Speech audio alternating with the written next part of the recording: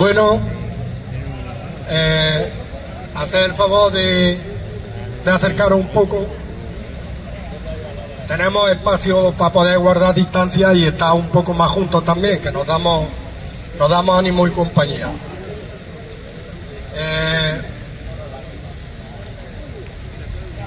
Continuamos con las concentraciones de septiembre y un repaso, una especie de balance que venimos haciendo para ver la evolución del movimiento pensionista, la evolución también que ha tenido la plataforma en Linares.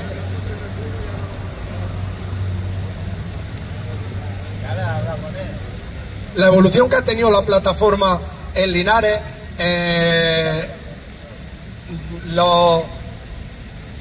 los avances que se han podido producir, retrocesos que se han podido producir, perspectivas de futuro.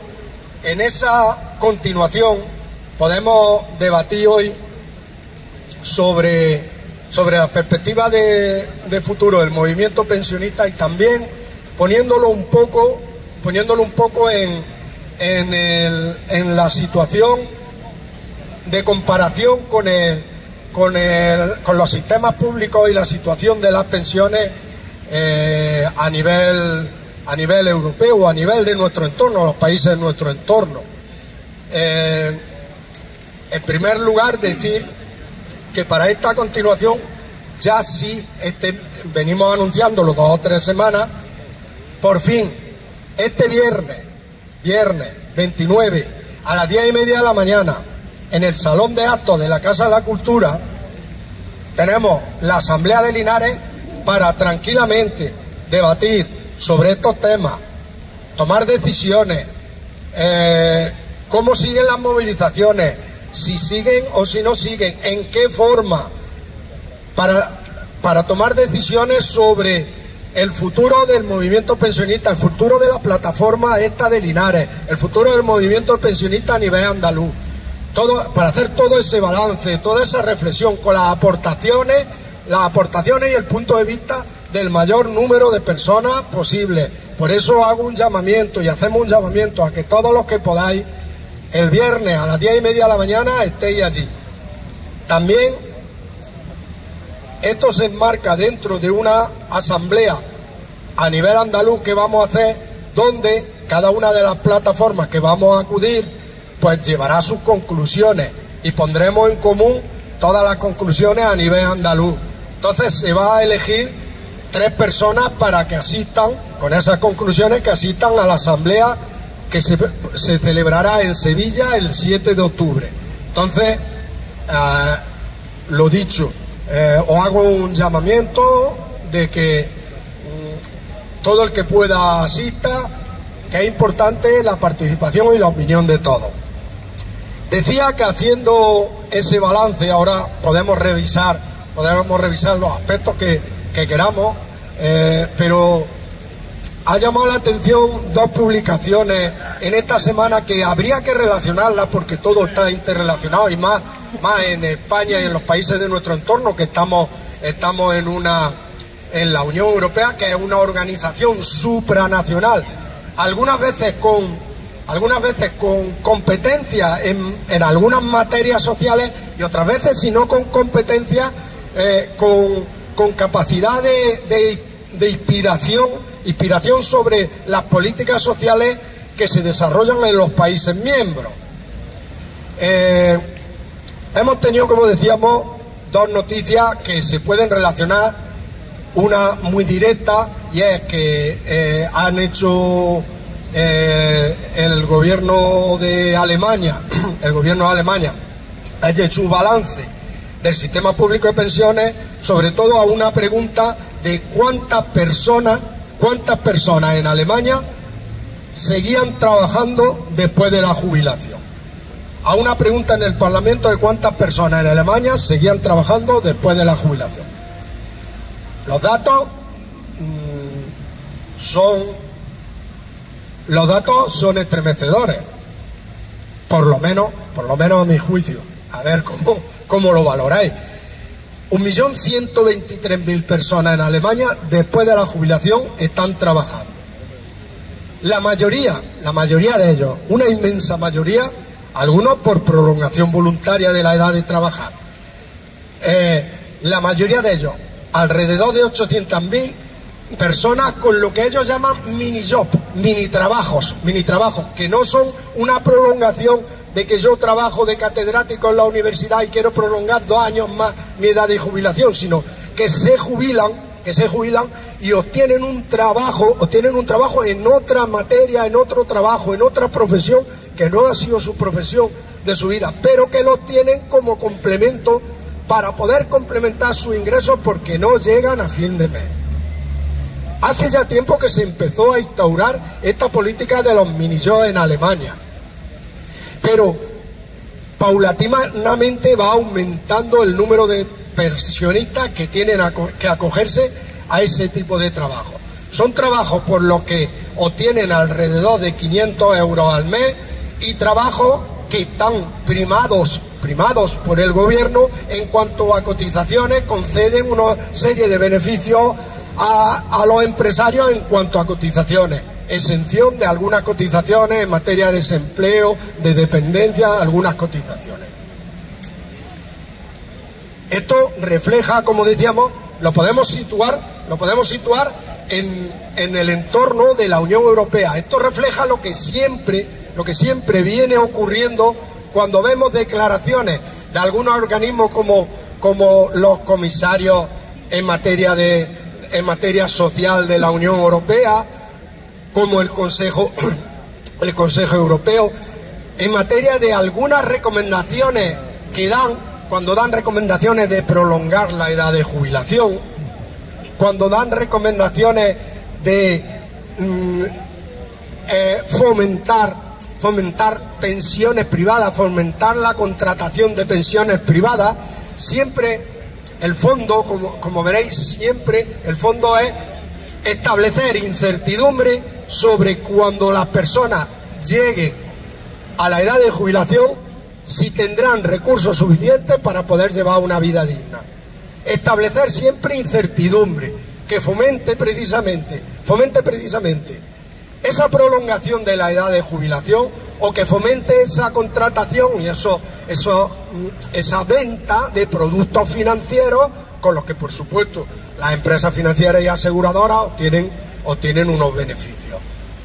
Entonces, lo decíamos muchas veces, en una situación donde la gente tiene tranquilidad sobre su futuro cuando sea pensionista, se establece un escenario de menos contratación de productos y pensiones privadas, pensando en complementar la pensión. Si tú crees que tienes estabilidad, por supuesto, se establecen que en realidad en cierta medida pasa algo así en España. En España no tiran mucho los planes de pensiones. Existen desde hace tiempo planes de pensiones privados voluntarios. Hay muchos planes de pensiones privados constituidos en España, pero no tiran mucho como en el resto de países o en otros países europeos. Pues bien, en esa situación conviene analizarla desde el punto de vista humano. El punto de vista humano, ¿qué supone que una persona después de 65 o 67 años? En Alemania muchas personas se jubilan con 65, con 63 se podían jubilar hasta hace poco con 63, a partir, si tenían más de 35 años cotizados, con 65, pero resulta que existe un horizonte, igual que en España, un horizonte de jubilarse a los 67 años. Ya hay una legislación con un horizonte jubilarse a los 67 años. ¿Qué supone esta situación de los minijobs que vemos, por ejemplo, a personas con 60 y tantos años, 67 años, trabajando en una caja en un supermercado, trabajando en un almacén, en algunos sitios? ¿Qué supone? Supone, creo yo, añadirle una sensación de tristeza, añadirle una sensación de que su vida laboral o su trayectoria laboral no ha merecido la pena y no ha sido suficiente para proporcionarle unas condiciones de vida en las que, llegada a una edad, pueda descansar. Supone también, no lo olvidemos, que es lo más importante, y creemos, hay que analizarlo de las dos perspectivas, las personas que sufren estas condiciones y las personas que contratan a esas. Supone, por supuesto, unas condiciones de explotación a estas edades, de explotación al final de la vida laboral. Por eso decía, ligándolo con la reflexión que tenemos sobre si el movimiento pensionista en España ha merecido la pena, si el tiempo del movimiento pensionista se ha acabado, si ya no es necesario porque ya parece que hay algo más de certidumbre sobre el sistema público de pensiones, ya parece que una cosa que sí que movilizaba, hay que reconocerlo, lo que más moviliza es los salarios, las percepciones económicas que percibía. Si ya parece que las pensiones se están subiendo con el IPC, garantizando más o menos el poder adquisitivo de los pensionistas, ante la pregunta de, bueno, ¿y esto merece la pena? ¿O estamos aquí muchas veces por tozudez? ¿O estamos también haciendo el tonto? Esas son las preguntas y eso es lo que nos tenemos. Algunas personas, sabéis que, bueno, eso hay para todo. Algunas personas pasan por ahí y dicen, ya están ahí los tontos. Eso lo sabemos y con eso contamos. Eso es normal, pero bueno, cada uno hace lo que cree que tiene que hacer conveniente en la vida y lo que cree que le da sentido a su concepción de una sociedad y de cómo debería de ser una sociedad justa. Cada uno es muy libre de hacerlo. Decía que desde el punto de vista empresarial, por supuesto, está concediendo un espacio de contrato, un sector de población a la que puede contratar por peores condiciones que si contrata a un joven. Entonces, unas condiciones de explotación, de degradación, las condiciones que se están sufriendo. Sabemos que en Alemania también está empezando a haber movimientos de pensionistas, está empezando a haber movilizaciones en las calles. Sabemos que le están empezando a resultar incómoda o a resultar indignante la situación a la que están llegando los pensionistas en Alemania. Pero nos debe hacer reflexionar y enmarcarlo, decía, cuando se dan directrices desde la Unión Europea de pensiones más bajas, de que algunas veces hemos oído, me viene a la memoria, que el sistema público de pensiones español es muy generoso. Con esas palabras, es muy generoso. Claro, para que no sea generoso habría que recortar las pensiones aún más bajas, y así cuando llegaran las personas a 65, 66 o 67, tendríamos ahí un ejército de personas, de mayores, dispuestos a trabajar en cualquier condición para poder complementar su pensión y para poder llegar a fin de mes. Ese es el futuro que dibujan, ese es el futuro que queremos. Esa es la pregunta que por ejemplo nos hacemos y decimos, ¿ha merecido la pena la lucha de los movimientos pensionistas después de 6 años que estamos haciendo balance? ¿Y merecería la pena seguir con la lucha del movimiento pensionista? Esas son las preguntas a las que queremos responder y a las que debemos responder, y si ese es el futuro que queremos. Se liga también con otra noticia que se ha producido esta semana en el Parlamento griego. Otra noticia, que han aprobado pues una reforma laboral. El gobierno de la derecha, hace poco hubo elecciones en Grecia y votaron mayoritariamente al gobierno de la derecha. Nueva Democracia me parece que se llama, el gobierno de la derecha. Pues con la mayoría absoluta que tiene en el Parlamento, ha hecho una reforma laboral. ¿En qué consiste, a grandes rasgos, qué medida lleva a grandes rasgos esa reforma laboral? Posibilidad de trabajar hasta 13 horas diarias. Las personas que tengan 2 empleos pueden trabajar 8 horas en un empleo y hasta 5 horas más en otro empleo. Aumento de la jornada semanal a 6 días laborables, aumento de un día más laborable, sábado o domingo. Posibilidad o flexibilidad de las contrataciones, de forma que 24 horas antes la jornada laboral te puedan llamar el empresario y te cambie la jornada laboral, te cambie las condiciones de contratación, incluso las horas diarias. Hoy trabajas 8, hoy trabajas 15, hoy trabajas 10, según necesidades.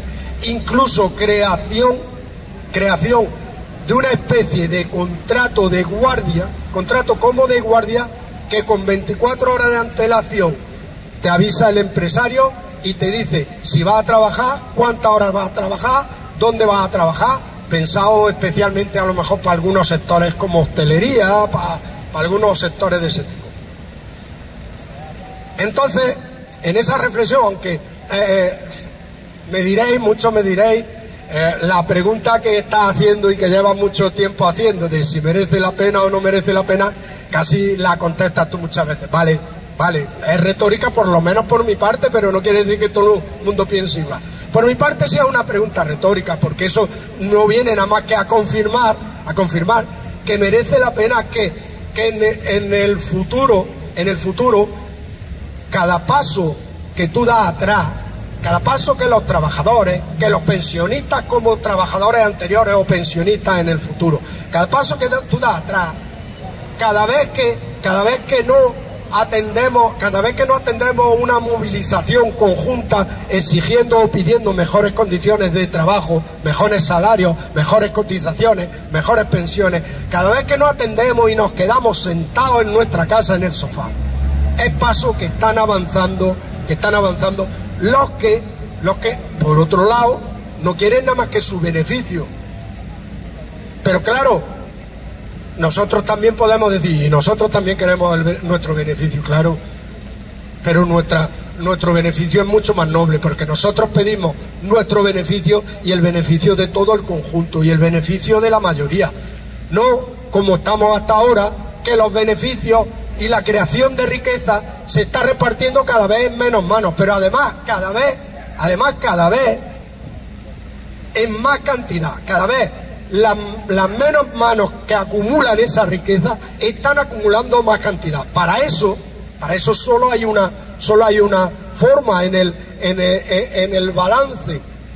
Si obtengo y acaparo más parte de los beneficios que se producen, el Producto Interior Bruto, los beneficios que se producen, tengo que sacarlo de la otra parte que se está llevando algo también de lo que se produce, y que la parte mayoritaria que se lleva algo de lo que produce cada vez represente menos.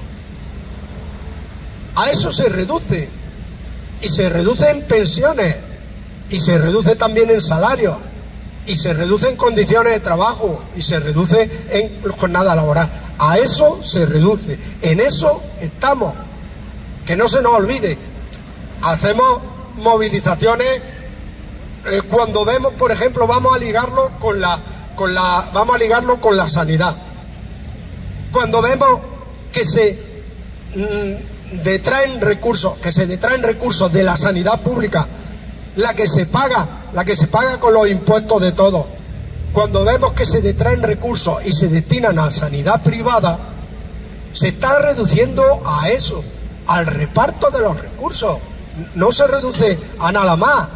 No lo pueden vestir de mejor gestión, no lo pueden vestir de que son mejores condiciones porque está demostrado que funciona o no funciona. Escarbemos un poco y no hay que escarbar mucho para ver que se reduce al reparto y al ansia de acumulación de recursos. A eso se reduce. Y merece la pena, por supuesto que merece la pena, seguir defendiendo una sanidad pública, universal y de calidad. Ojo, pública, universal y de calidad, no una sanidad de beneficencia y que para cualquier otra cosa tengas que ir por tu cuenta a medicina privada. Con tu dinero si lo tienes, y si no dispones, pues ya sabes la calidad de enseñanza que te pretenden dar. A eso se reduce cuando nos quieren recortar las pensiones con la excusa de que con el baby boom no va a haber dinero suficiente para pagar las pensiones futuras. A eso se reduce cuando quieren recortar las pensiones de los futuros pensionistas, de los trabajadores que actualmente están trabajando y cotizando. A eso se reduce, a decir, tú vas a tener menos recursos, porque si yo quiero acaparar más recursos los tengo que coger del lugar común donde se está creando la riqueza. La riqueza se crea con el trabajo de todas las personas, el trabajo conjunto de las personas. Y de ese lugar común donde se está creando la riqueza, si yo quiero coger más riqueza, tengo que hacer que el resto cojan menos. Se reduce a eso. Ojo, que esto siempre ha pasado, siempre ha estado. Son muy persistentes, no van a cambiar. Grandes grupos, habéis oído hablar de grandes grupos financieros, grandes fondos de inversión internacionales, BlackRock. Resulta que el otro día había noticias de que BlackRock, el fondo de inversión internacional, maneja anualmente presupuestos superiores al Producto Interior Bruto de muchísimos países. Son los que son capaces de influir en quien tiene que legislar, de influir en quien tiene que gobernar. Y son muy persistentes y siempre le van a decir lo mismo. Lo que tienen que ser las pensiones es privada. Las pensiones tienen que privatizarlas. La sanidad funciona mejor, público-privada, no sé qué. ¿Por qué? Porque si yo quiero hacer negocio, lo habíamos dicho antes, si yo quiero hacer negocio con la sanidad privada, si tengo una sanidad pública que funciona bien, la gente, ¿para qué va a contratar sanidad privada? Ahora, si consigo degradar la sanidad pública, si consigo que la gente, cuando se ponga enferma, no tenga la atención que se merece, pues si puede la buscará por la privada. Y el que no pueda, pues, amigo, te ha tocado en el lado malo, y te tienes que morir. Bueno, pues decía que esas son las reflexiones, y ahora si queréis podemos seguir hablando más. Antonio quería hablar también.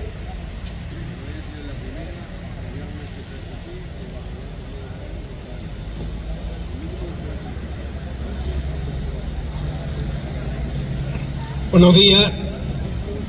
El compañero estaba hablando de Alemania y yo me vengo más cerca.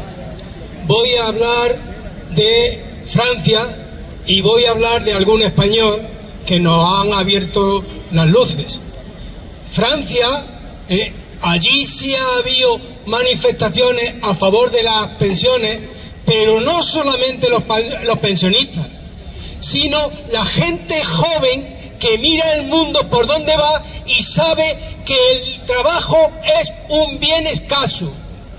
Estamos viendo lo que está ocurriendo con la inteligencia artificial, la huelga que están montando en Estados Unidos, donde hay poquísima huelga, y es que saben perfectamente que el trabajo es cada día un bien más escaso. Aquí lo hemos visto lo que está ocurriendo en la banca. ¿Cuántos puestos de bancarios se han perdido? Montones. Lo está sustituyendo continuamente las máquinas, y máquinas que cada vez se van perfeccionando más, máquinas que van a ir sustituyendo directamente el trabajo de personas más directas. Sabemos eso que hay, pero a pesar de todo, siguen utilizando esa retórica. La retórica es precisamente para que los salarios bajen y para que las rentas de capital sean cada día mayores. Tengámoslo en cuenta. Por supuesto que tenemos que ver hacia dónde avanza el mundo, y hay una tecnología y hay unas posibilidades que deben de favorecer a la persona en su conjunto, no al capitalismo que teóricamente ha invertido en ello, pero que en último extremo la tecnología es siempre el resultado del trabajo humano, de las personas más cualificadas sí, pero trabajadores son al fin y al cabo. Esa es la cuestión. Hace mucho tiempo escribía ya Fernando Racionero, era un escritor y una de las cabezas más privilegiadas allá en los años 70 y 80. Y él escribió un libro que se llamaba Del paro al ocio. Se sabía entonces, y en ese momento España, y todavía sigue siendo uno de los países europeos con un porcentaje de paro superior a otro, pero que la evolución iba perfectamente por ahí. Decía Fernando Racionero que teniendo en cuenta hacia dónde va la sociedad, llegará un momento en que no habrá trabajo para todo el mundo porque la van haciendo las máquinas. E incluso habrá que jubilar a la gran mayoría y el porcentaje de jubilados sería tan grande que para que no hubiera problemas tendría que crearse aficiones, hobbies, para que estuvieran entretenidos entre sí. Y ahí es donde se daban la mano ya el que está jubilado. Y hay una línea no claramente divisoria entre lo que es trabajar en lo que a uno le gusta como dedicarse a la afición que le gusta. Y ese es el tema en el que, mirando al futuro, ha de hacerse. Que efectivamente, para que la humanidad viva con dignidad, es imprescindible que una porción importante de la gente trabaje, pero a ser posible que trabaje en lo que le gusta. E incluso que como tengamos mucha oferta de trabajo, en esa oferta de trabajo se seleccione a los que más le gusta y a los más cualificados para que aquellos servicios que nosotros necesitamos lo presten las personas que están más a gusto en ese trabajo. En ese momento en que el trabajo se ha convertido en afición, hay gente que no le importa. Sabéis perfectamente que hay personas que son élites, que son científicos de primera, y en ellas se ha acumulado un saber, un conocimiento de la que la sociedad no puede prescindir. Y esas personas, porque les gusta y porque saben por dónde va, quieren mantenerse. En ese sentido, la ruptura de la jubilación tendría que hacerse allá donde la sociedad necesita a las espigas, a los que son más cualificados, y a quienes quieren trabajar voluntariamente. Si tenemos 10 lugares para eso, ese es mirar claramente las tendencias sociales, las tendencias técnicas y las tendencias de la sabiduría. Y eso habrá que abrirlo bien, y no vale ningún tipo la propuesta griega. En Alemania saben perfectamente cómo van, y lo que no quieren es sujetar frente al horizonte humanista, en que en el bien, en el horizonte esté la persona por encima de los egoísmos de clase. Y esa es la cuestión. Lo que a nosotros nos toca es de verdad tener argumentos suficientes para que cuando ponen esas falacias encima de la mesa, decir que va contra natura, que va contra el conocimiento, que va contra una realidad que, se quiera o no, está encima de nosotros.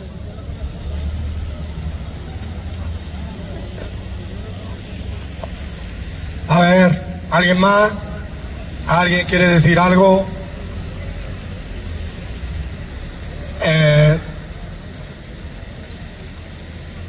Por hablar continuando con ese balance, lo que nos conviene ver ahora y como continuación verlo el viernes más tranquilamente allí sentado es de dónde veníamos, dónde estamos y qué perspectiva de futuro hay. Veníamos a grandes rasgos, veníamos de 2 reformas de pensiones, la de 2011 y rematada luego con la de 2013, donde fundamentalmente se basaban en tres pilares todos negativos. Primero, puesta en duda de la sostenibilidad del sistema público de pensiones. Se decía que el sistema público de pensiones no iba a ser capaz de pagar las pensiones futuras. se creó el Fondo de Reserva de las Pensiones con el superávit de cotizaciones que había en el periodo de más trabajo por la burbuja inmobiliaria. Se creó el Fondo de Reserva de Pensiones y a partir de 2008 se empezó a vaciar el Fondo de Reserva de Pensiones hasta que prácticamente se vació, porque la teoría era que no llegaba para pagar las pensiones y que había que sacar del Fondo de Reserva, y posteriormente, como discutimos aquí el otro día, posteriormente incluso se le hacía préstamos del presupuesto del Estado a la Seguridad Social, préstamos para pagar pensiones. Pues bien, primera cuestión, decimos, puesta en duda de la sostenibilidad del sistema. Segunda cuestión, rebajas y recortes en las pensiones, en las actuales, y sobre todo peligro dibujado para la futura. Se aumentó de 15 a 25 años el periodo de cotización que cogían para el cálculo a pensión. Se aumentó de 65 a 67 años la jubilación ordinaria. Se aumentó de 35 a 37 años el periodo para obtener el 100% de la base reguladora de la pensión. Primer pilar, puesta en duda de la sostenibilidad del sistema. Segundo pilar, recorte en las pensiones. Decimos, se me ha olvidado lo que iba a mencionar en tercer lugar. Bueno, decimos, ahora me vendrá. Decimos, tercero, más importante, lo que culminó con la reforma de 2013, congelación de las pensiones, casi congelación con la subida del 0,25% cada año de revalorización de las pensiones.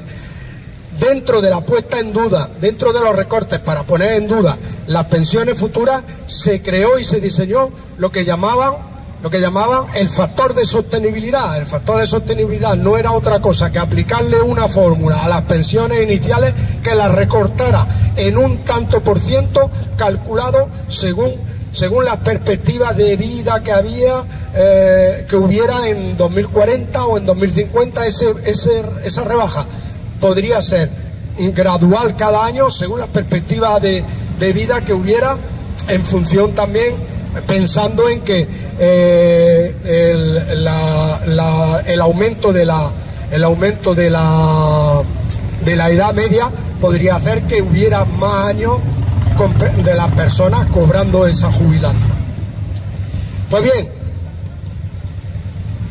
después de todas las movilizaciones, después de las presiones, después de la reforma de pensiones que se ha hecho prácticamente en 2 o 3 fases en esta legislatura, que ya inicialmente, antes de comenzar la legislatura, el movimiento pensionista conseguimos llevarle la mano al gobierno de Rajoy, presionando en los presupuestos generales de 2018, y ya en 2018 no cumplió con su subida del 0,25%, pero no modificó la ley. Ya vio que seguía haciendo movilizaciones hasta que apareció en ley la revalorización de las pensiones con el IPC de cada año, más o menos para garantizar el poder adquisitivo de las pensiones. Primera de las tres cuestiones que se ha modificado el paradigma. Veníamos de recortes y donde vamos es hacia restablecer esos recortes, revertir esos recortes. Veníamos de unas pensiones mínimas y no contributivas muy bajas. Sabéis que ha sido un caballo de batalla y seguirá siendo un caballo de batalla de los movimientos de pensionistas. En la ley, por fin se ha conseguido recoger subidas superiores para pensiones mínimas y para pensiones no contributivas que el resto de las pensiones, para que vayan recuperando poder adquisitivo. Sigue en el camino de revertir o recuperar esos recortes. Muy importante, las dudas sobre la sostenibilidad del sistema. Veníamos de unos años, tradicionalmente siempre la Seguridad Social, los distintos gobiernos que han tenido que administrarla, han estado asumiendo gastos sociales que no correspondía pagarlos con las contribuciones de los trabajadores. se ha recogido en ley lo que llamamos separación de fuentes. Ya llevamos 2 presupuestos donde desde los presupuestos generales del Estado se destina y se mete en la bolsa de la Seguridad Social la cantidad de dinero que se va a destinar a políticas de natalidad, a políticas de conciliación familiar, a políticas de fomento de empleo, que antes estaban saliendo del mismo presupuesto de la Seguridad Social, y por supuesto ponían en duda la sostenibilidad del sistema y servían de excusa para decir que el sistema no era suficiente para pagar las pensiones. Ahí no solo que hemos recuperado recortes, ahí no es que hemos recuperado recortes, ahí hemos cambiado totalmente el paradigma.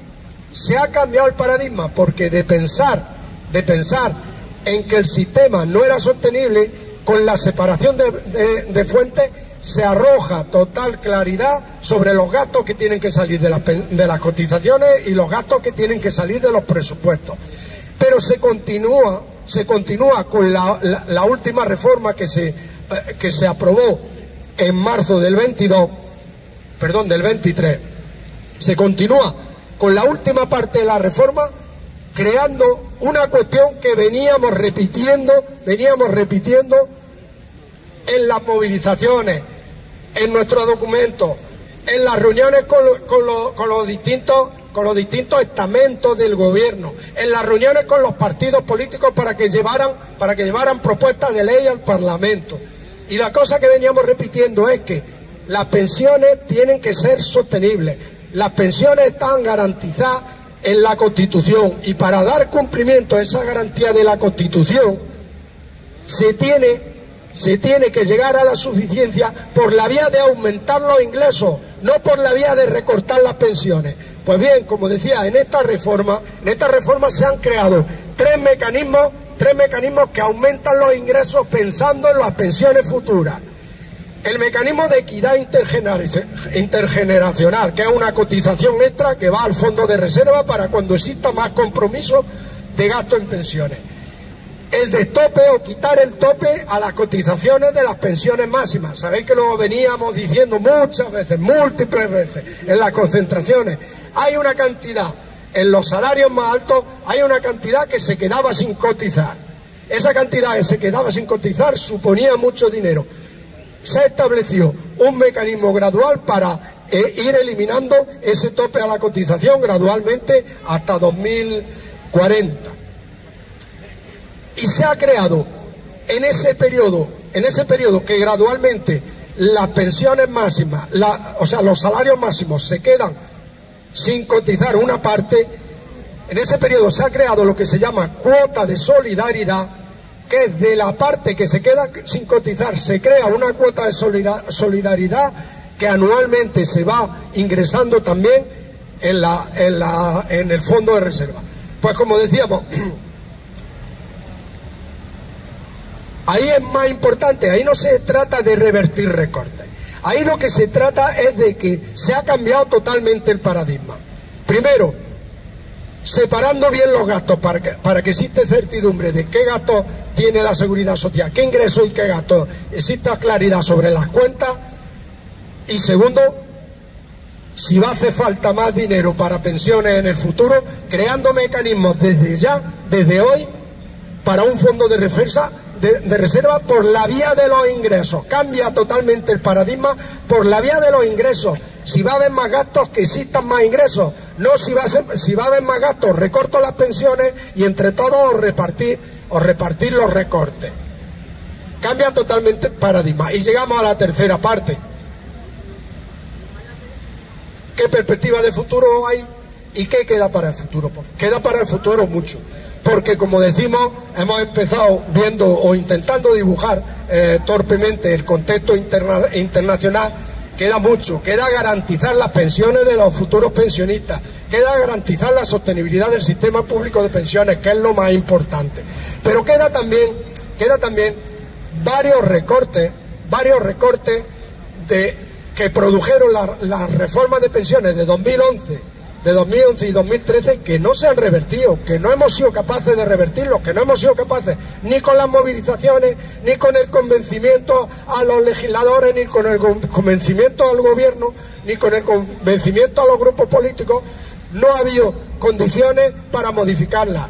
Se amplió la edad de jubilación a 67 años y no hemos podido modificarla. Es más, se hicieron retrocesos incentivando que se prolongue por encima de los 67. Eso es un retroceso. Sigue ahí. No todo es positivo. El intento de decir lo que a nuestro juicio son avances o son logros, no quiere decir que la situación ya es ideal, que todo es miel sobre hojuelas. Queda mucho. Quedan unas pensiones no contributivas que ahora están en 484 euros. Decidme si las personas pueden vivir con 484 euros. Quedan unas pensiones mínimas que la mitad de ellas, la mitad de las pensiones mínimas están por debajo de 800 euros. La pensión mínima en España es muy baja. En estos datos que había sacado de Alemania, está claro que el nivel de vida, todo hay que hacerlo comparativamente. El nivel de vida en Alemania es más alto que aquí. Pero en estos datos que teníamos, resulta que la pensión mínima media en Alemania son 979 euros, 1000 euros. La pensión mínima media en España son 800 euros. Y tenemos la mitad de ellas por debajo de los 800 euros. Las pensiones son muy bajas, queda mucho camino por recorrer, queda mucho para dignificar la vida de las personas cuando llegan al final y a la jubilación. Entonces, ese es el dibujo a grandes rasgos. Seguro que me he dejado muchas cosas. Ese es el dibujo, ese es el análisis que tenemos que hacer de dónde veníamos, dónde estamos y hacia dónde debemos de ir si queremos una sociedad más justa y si queremos una sociedad más igualitaria y si queremos una sociedad donde se viva mejor, pero todas las personas, donde vivan mejor solo unos pocos. Quería hablar, Juan. Sí, yo quería hablar de una cosa concreta de lo que tú has estado exponiendo esta mañana, y es de la reunión que has anunciado para el viernes próximo, creo que era a las 10:30, ¿no? A las 10:30. Sí, el viernes a las 10:30 en la Casa de la Cultura, la segunda planta, en el Salón de Actos. Exactamente, pues a mí me gustaría que abriésemos un poco el plano y viésemos para qué se convoca esa reunión. El objetivo de esa reunión no es ni más ni menos que analizar qué pensamos nosotros, los presentes aquí y las presentes, en el futuro de esta plataforma. No hablamos ya de pensiones a nivel nacional o internacional, como hemos podido estar hablando hasta ahora, sino de esta forma, de esta plataforma. En esta plataforma empezamos en torno a entre 125 y 150 personas, como empezamos hace 5 años. Algunos de los que estamos aquí presentes lo recordaremos, ¿no? Que empezamos con unas concentraciones bastante numerosas. Sabemos las veces que hemos ido a Madrid, las reuniones que hemos tenido, los logros que se han conseguido, todo eso lo ha explicado muy detalladamente Ildefonso. Y ahora lo que nos planteamos en esa reunión del viernes, es hacia dónde vamos, qué hacemos con esta concentración, qué hacemos con la plataforma. Entonces probablemente el viernes nos encontremos allí unas cuantas de personas, pero sé por experiencia que no vamos a estar todos los presentes.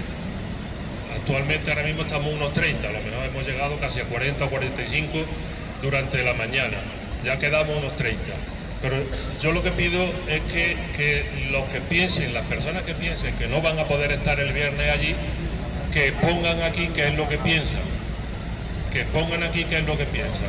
Con respecto al futuro de la plataforma, Ildefonso planteaba, va a haber una reunión en Sevilla, de las plataformas que se están reuniendo realmente en Sevilla, que no somos más de 7 o 8. No somos más de 7 o 8, algunas en Sevilla y pueblos de Sevilla, en Jerez, aquí, en Jaén y algunas también en Almería. No somos muchas plataformas de pensionistas que seguimos reuniendo. Y entonces tenemos que decidir qué hacer con la plataforma. Vamos a permitir también y vamos a consentir que el mismo grupo que empezó desde primera hora aquí siga manteniendo el peso a su espalda. Si alguna vez quiere retirarse, no va a haber relevo. ¿Con qué periodicidad deberíamos de reunirnos? con qué plataforma también, para defensa de qué plataforma teníamos que hacerlo.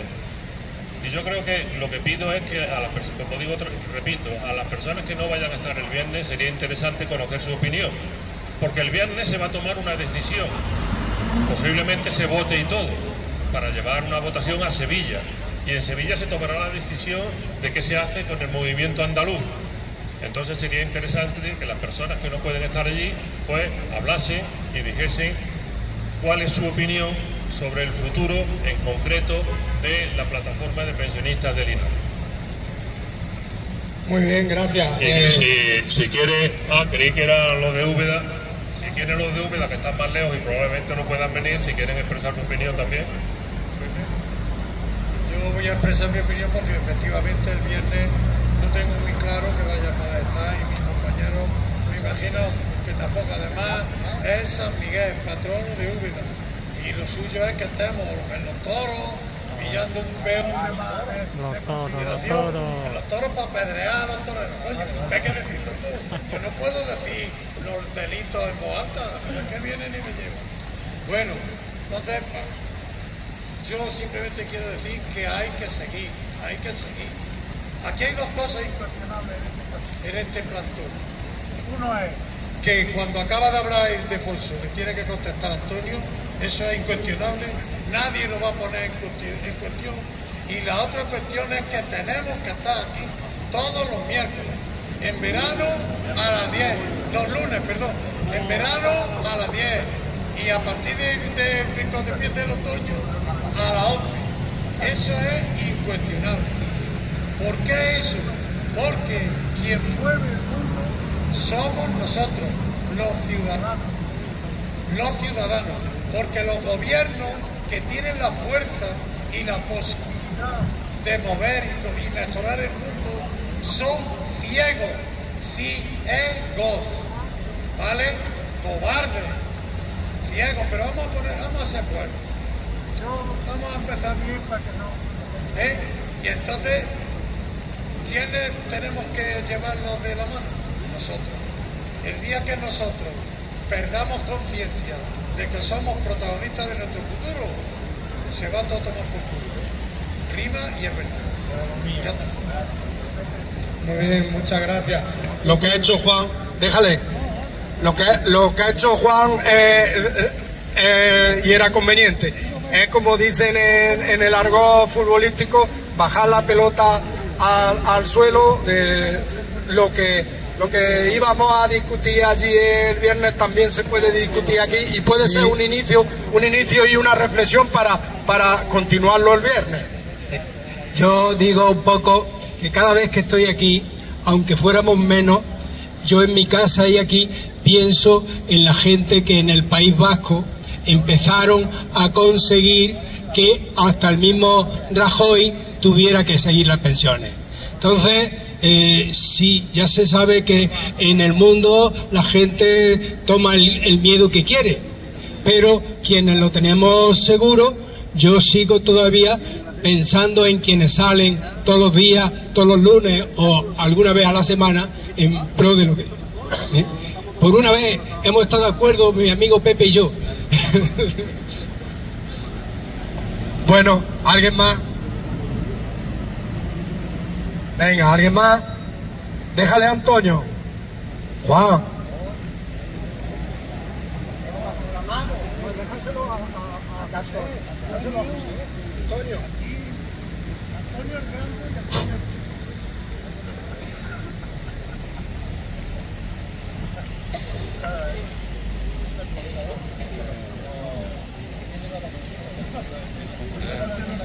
Bueno, yo coincido con lo que ha dicho Juan y con lo que ha dicho Antonio,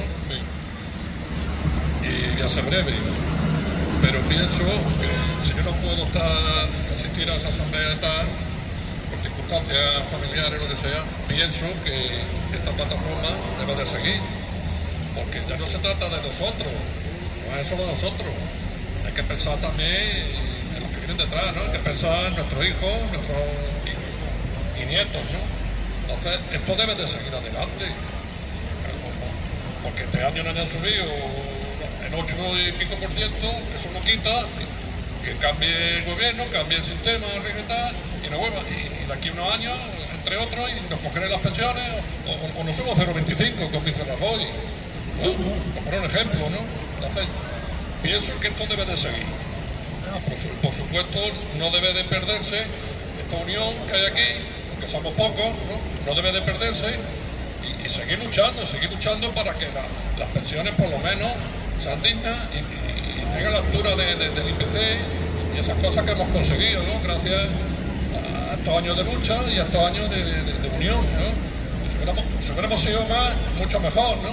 Pero bueno, más vale poco, bien ha venido que no mucho y contradictorio, ¿no? O sea, que estoy de acuerdo con los dos y que esto debe seguir adelante, porque ya no se trata solo de nosotros, de los que vienen detrás, para que nuestros hijos también se puedan tener su día, jubilar dignamente, ¿no? Y con una pensión digna. Nada más que eso quería decir. Muy bien, gracias, Antonio. ¿Alguien más? Déjale a José.